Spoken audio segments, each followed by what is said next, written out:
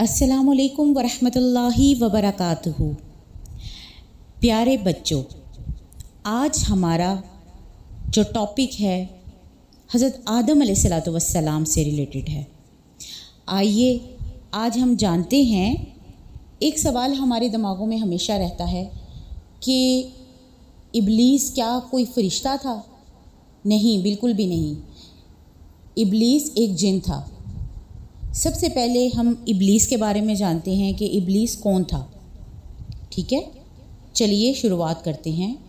پیارے بچوں، میں آپ کو یہاں پر یہ بتانا چاہوں گی کہ یہ زمین جس پہ اس وقت ہم انسان آباد ہیں، ٹھیک ہے، ہم سے پہلے اس پر جنوں کی حکومت تھی۔ جن بھی اللہ تعالیٰ کی پیدا کی ہوئی ایک مخلوق ہیں، جنہیں اللہ تعالیٰ نے آگ سے پیدا فرمایا ہے۔ ہماری زمین پر جنوں کی حکومت کئی ہزار سال تک قائم رہی۔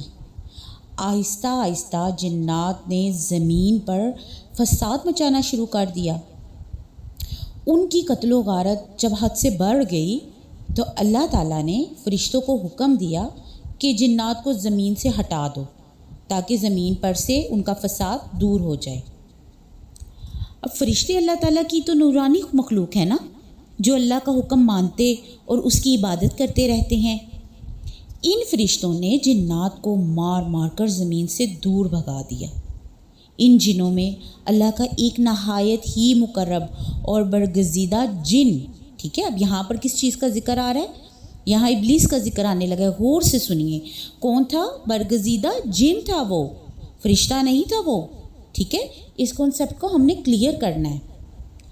کون تھا؟ جنوں میں سے اللہ کا ایک نہایت ہی مقرب اور برگزیدہ جن ابلیس بھی تھا۔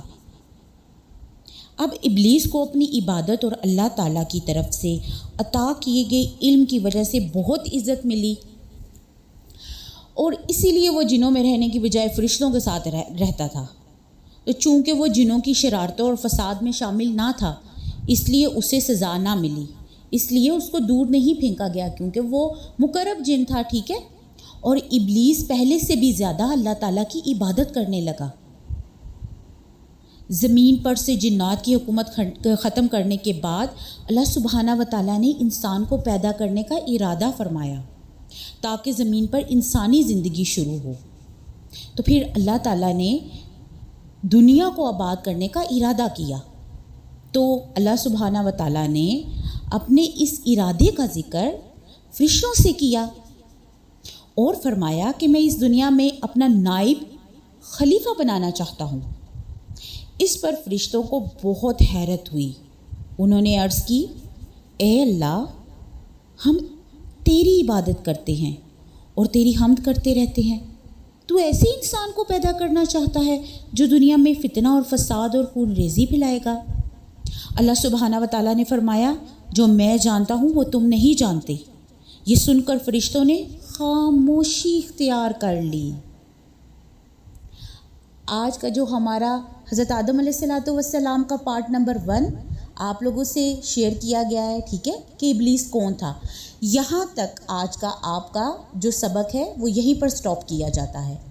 کل انشاءاللہ رحمان ہم دوسرے پارٹ کے ساتھ آپ کے ساتھ شامل ہوں گے اور آپ کو یہ بتائیں گے کہ انسان کی تخلیق کس طرح ہوئی، انسان کو کس طرح بنایا گیا۔